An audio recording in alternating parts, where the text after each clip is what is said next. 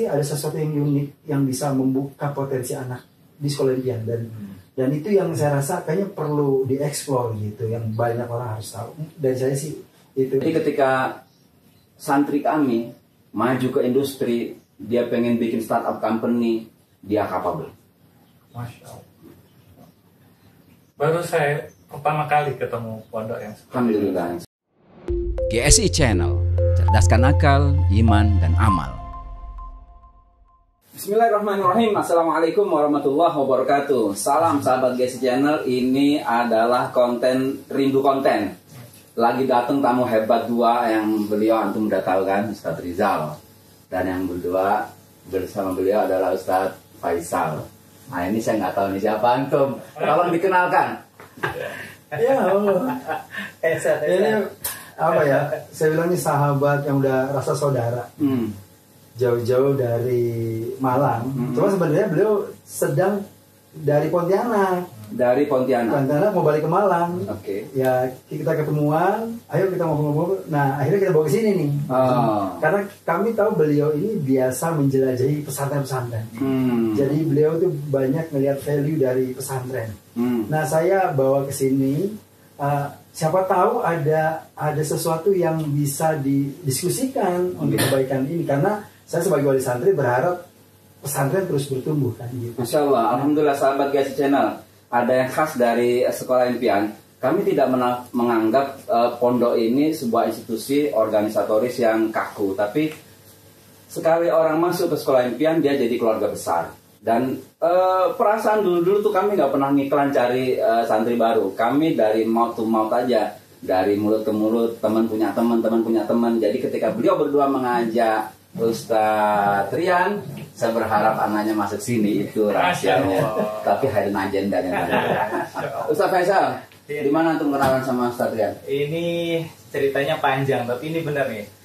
Teman yang udah jadi sahabat dan insya Allah sampai surga. Amin, insya Allah, amin ya Rabbi. Dan kita lagi pengen ngajak beliau juga bareng-bareng ya, dengan program ESI, benar-benar melalui Quran masuk surga bareng. Masya Allah. Ini Dan juga bukan hanya untuk anaknya aja, tapi ngajak banyak anak. Karena beliau ini jago untuk marketing. Anak-anak Indonesia insya Allah diajak beliau masuk ESI. Insya Allah. Satu lagi khas sekolah impian, karena kita merasa saudara, karena kita sudah ta'aruf, maka kita merasa takaful, punya beban yang sama. Anak masuk ke SI, kalau pikiran parent SI itu bukan cuma demi anaknya saja, tapi demi anak-anak orang lain, karena kita sedang membangun umat ini. Dan kekeluargaan itu yang membuat sekolah impian tumbuh sampai sekarang. Ini terbukti dari, insya Allah, saya punya feeling ada sesuatu manfaat besar yang mau diberikan oleh Ustadz Rian ke sekolah impian. Insya Allah, insya Allah. Ustadz Rian, antum gimana ceritanya bisa kenal jagoan hebat berdua? Beliau berdua itu itu guru kami. Oh, Masya Allah. Dulu kami sering suka ikut training. Ya ketemulah beliau ini. PPA. Kemudian kampus pengusaha muslim. Masya Allah, itu komunitas yang luar biasa. Berarti antum santri terbaik berarti. Masya Allah. Sekarang kembali gurunya. Itu dia. Masya Allah. Jadi itu cukup lama, mungkin sekitar 2017 ya. 2017. Kadang kita bertemu itu kalau chemistry-nya sudah sama, rasa saudaranya sampai dulu. Oke. Gitu. Dan kami paham bahwa beliau-beliau ini orang-orang hebat yang pasti bisa menggerakkan banyak orang untuk menjadi mendapatkan kebaikan yang lebih luas. Gitu. Oke. Nah, tiba-tiba kemarin dihubungi kami dari Pontianak mampir Jakarta, ternyata diculik ke sini. Ternyata diculik ke sini. Nah, mungkin izin Ustaz, saya mau tanya. Sekolah impian itu apa sebetulnya buat saya orang yang baru datang? 3 kata lah untuk sekolah impian yang bisa disampaikan ke saya. Sebetulnya yang paling layak komen soal sekolah impian justru beliau berdua, karena beliau adalah klien, beliau adalah pengguna. Sedangkan kalau tanya saya simpel aja. Sesuai dengan idealisme kami, sekolah impian adalah sekolah yang ingin mengintegrasikan Al-Quran dengan teknologi, bahasa, dan karakter. Kita pengen berikhtiar untuk menghasilkan output generasi impian. Generasi impian itu menurut kami adalah alim, kemudian praktisi teknologi, kemudian punya akses dua bahasa Quran dan bahasa teknologi, Arab dan Inggris. Dan yang terakhir, nggak cuma ngafal tok, nggak cuma belajar Quran tok, tapi terlebur dalam kepribadiannya. Al-Quran itu jadi apa yang dia katakan, apa yang dia pikirkan, apa yang dia perbuat. Masya Allah. Itu kalau dari saya. Coba kita tanya mereka berdua apa artinya. Benar nggak itu yang disampaikan beliau ini? Iya, jadi kalau tunggu. Ya. Berapa anak yang antum titipkan? Itu yang mau saya klaim. Saya itu menitipkan 3. Bayangin anak nomor 1, 2, dan 3. Terus terang yang nyari sekolah impian itu bukan saya. Justru anak saya sendiri. Anak saya sendiri. Mau sekolah di sini dong. Saya cuma tanya, kenapa? Kayaknya cocoknya sama aku, cuma gitu doang tuh. Cocoknya dari mana, nak? Pokoknya cocok aja baca beritanya tuh cocok gitu. Beliau kan dulu sekolahnya sekolah SMP IT gitu, SMP yang terpadu, bukan yang full tahfiz, akademisi, malah 70-nya akademisi malah sebenarnya. Terus saya bilang, yakin lah kayaknya kalau Abi baca yang kamu sampaikan, kayaknya beda dengan sebelumnya. 3 tahun kamu dibentuk ini, yakin kamu? Justru aku yakin di situ gitu. Ya sudah. Ternyata pas masuk gitu, nggak usah nunggu 1 tahun, hitungan bulan berbeda sekali. Anak saya yang A jadi A aksen ibaratnya.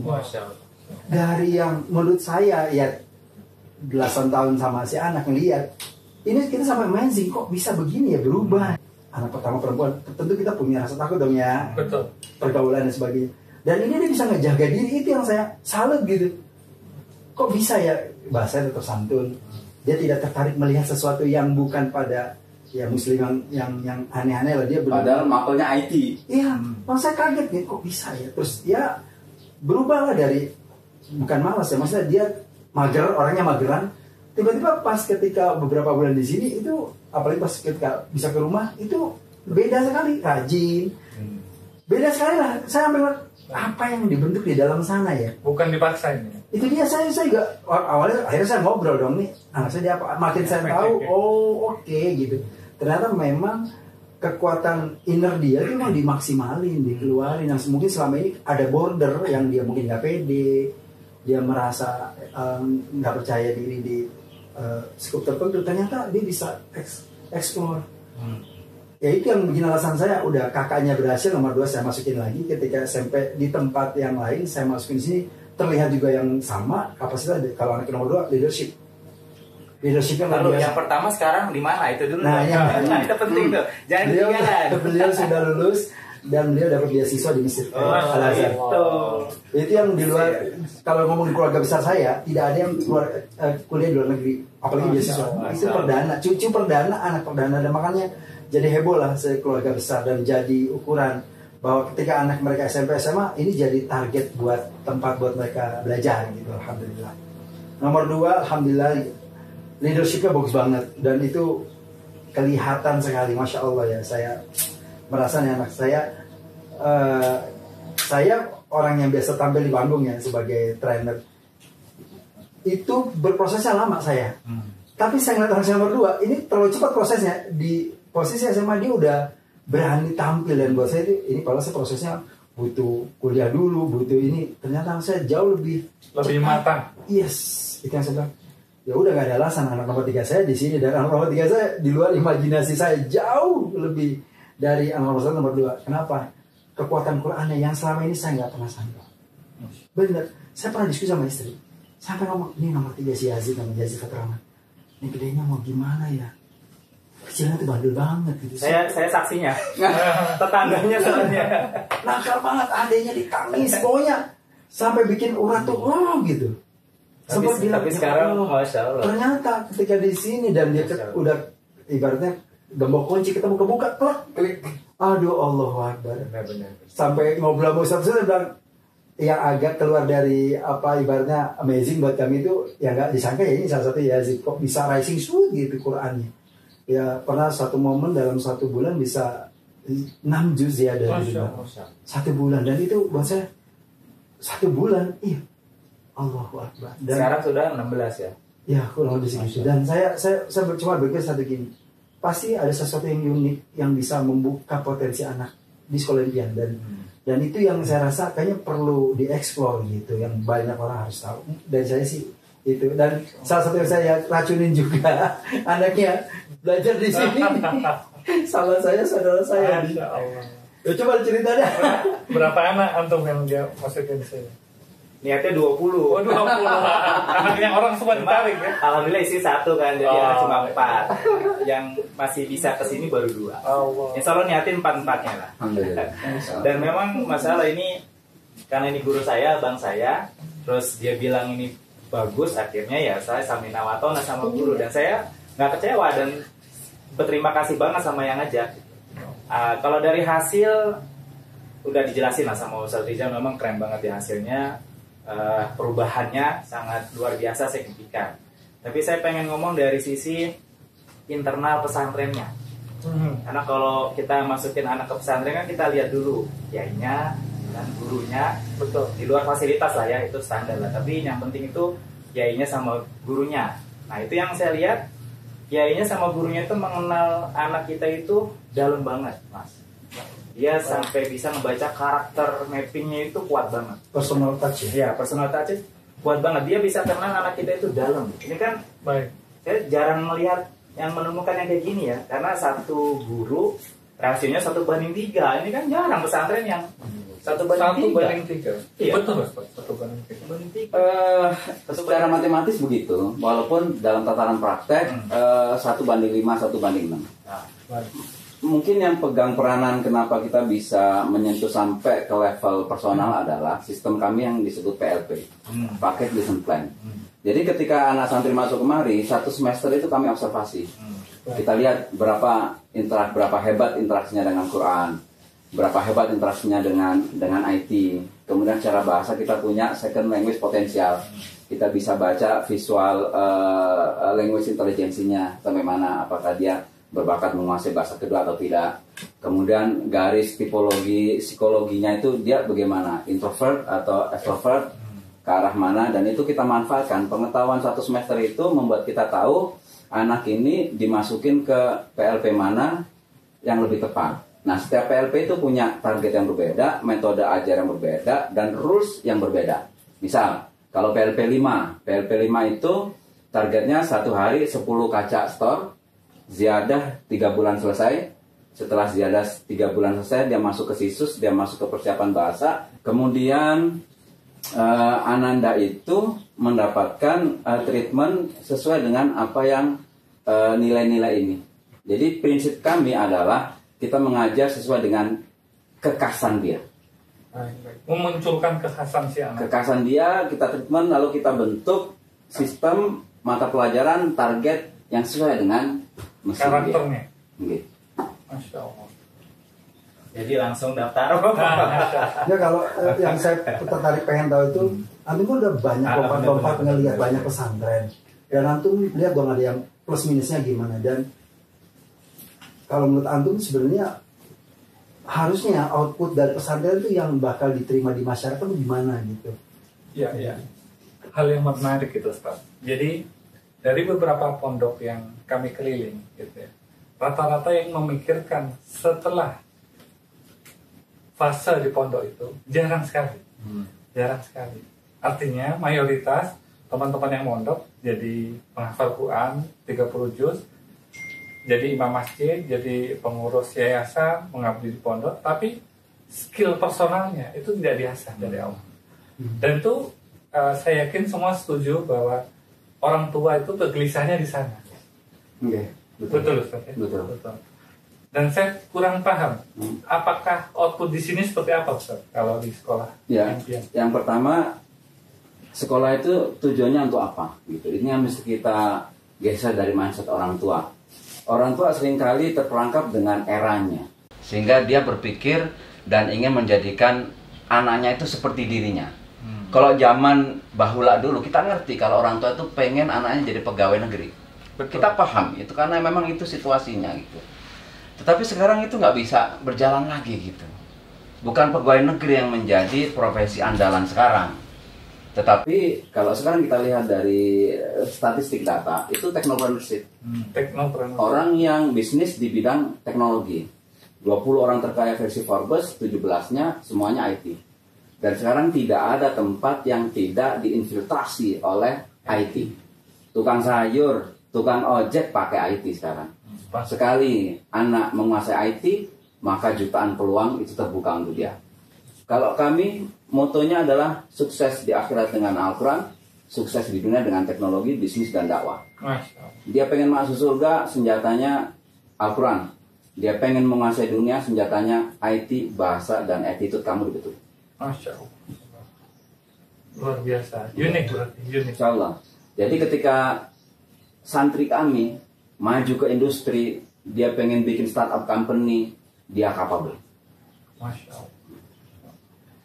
Baru saya pertama kali ketemu pondok yang seperti Alhamdulillah. Sama Pak, sama. Masya Allah. Baik, luar biasa.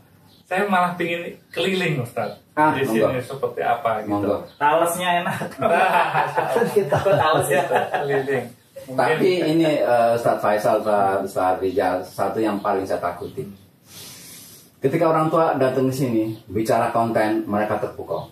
Kebanyakan 90 dari 100 orang yang ke sini terpukau. Tapi begitu ngajak keliling, banyak yang mundur. Kenapa begitu, Ustaz? Jelek, masih ada gedek, masih ada kita belajar nggak punya bangku. Kalau disebut, Masya Allah, pokoknya menyedihkan deh.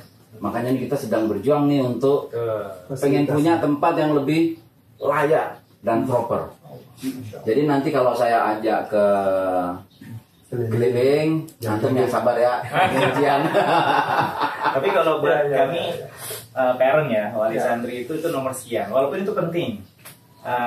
Fasilitas maksudnya? Fasilitas nomor sekian. Karena yang tadi Ustaz Rijal kan yang penting hasil ya. Hasil perubahan karakter, penambahan hafalan, dan bukan cuma sekedar menghafal Quran. Paham Quran, bisa mencintai Quran. Bisa mengamalkan di luar pesantren itu kan, Masya Allah ya. Walaupun memang jujur ya, mudah-mudahan tempat baru lebih oke Pak. Makanya ini kita dukung banget ya, kita datang sini pun misalnya ngedukung niat teman-teman SI untuk bangun pesantren yang lebih layak lagi insya Allah di tempat yang baru katanya. Insya Allah. Ya yang pasti sih jangan sampai fasilitas yang ada atau bahkan yang sudah dihadirkan itu malah melalaikan. Itu yang betul. Iya, justru kalau saya pribadi melihat ini adalah ranah perjuangan ya. Yang akhirnya karena ngeliat keadaan begini, konten sesungguhnya dari si anak lah yang akhirnya muncul dan menjadi value-nya dari situ. Dan kalau nanti dengan izin Allah misalnya lebih baik lagi fasilitasnya, itu bukan sebuah akhirnya di zona nyaman, malah harusnya jauh lebih lagi. Keren lagi hasil dari si anak-anak gitu. Itu sih kalau dari sisi saya parents ya. Karena saya melihat kayak gini-gini kalau perjuangan seperti ini tidak didukung oleh parents khususnya, saya rasa ya kasihan juga kalau pihak pesantren berjuang sendirian. Kalau menurut saya begitu. Kalau bagi kami fasilitas berkenaan dengan aspek Quran itu cukup gitu. Tetapi kami harus melengkapi aspek di bidang teknologi dan bahasa dan karakter. Ini yang mahal. Salah satu contoh. Bahasa itu membutuhkan jam praktek yang masif. Menurut saya bukan pendidikan bahasa yang ideal kalau dia cuma ngomong sama orang-orang Indonesia aja gitu. Dan kami butuh biaya, butuh sistem untuk menghadirkan natif dari Timur Tengah. Dan itu selalu kita bela tuh. Bahkan yang nguji anak antum itu bukan guru-guru kami, tapi itu Syekh dari Mesir, pemegang sanad tinggi yang hidup sekarang 25. Kami selalu datangkan 26, 27, 28. Itu Syekh terbaik dalam qiraat Quran, dalam sanad Quran gitu. Jadi menurut saya kita harus melengkapi fasilitas teknologi. Misalkan gini, kita termasuk biaya yang terendah untuk cara belajar seperti ini. Misalkan untuk belajar IT itu bahaya banget kalau tidak ada sistem surveillance. Betul. Dan kami rancang sistem surveillance itu menghabiskan ratusan juta hanya untuk nyadap device mereka. Jadi dimanapun santri ini buka, itu terpampang di sistem kami. Dan itu ada satu orang yang khusus, 2 orang bahkan, ngamatin mereka buka apa. Dan kami ngerti password mereka, kita bisa intervensi mereka, kita bisa shutdown dia dari jauh. Nah itu kalau nggak ada biayanya, uang dari mana? Kalau Quran mah ngafal di gua, di tepi sawah, selesai lagi. Tapi kalau kita sempurnakan kurikulum IT, bahasa dan karakter, itu butuh biaya. Ya. Sebentar. Berarti di pondok ini, kita boleh open gadget ya? Karena di pondok lain nggak ada. Wajib. Baik. Yang bikin anak-anak yang tadinya suka game, nggak bisa lepas dari game, di sini justru difasilitasi. Itu keren ya. Ya, karena game itu bukan masalah. Bukan masalah. Yang penting dia bisa kontrol dan jenis game apa yang dia mainkan. Sejauh itu halal dan sejauh itu tidak mematikan kewajiban yang lain, kenapa enggak gitu. Dan justru kami nonton langsung.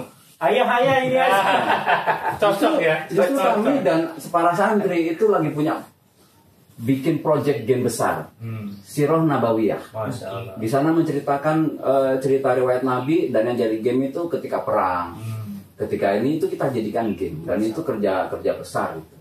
Dan kalau itu jadi bayangkan, kan banyak orang mengenal Nabi melalui game, bukankah itu keren? Yes.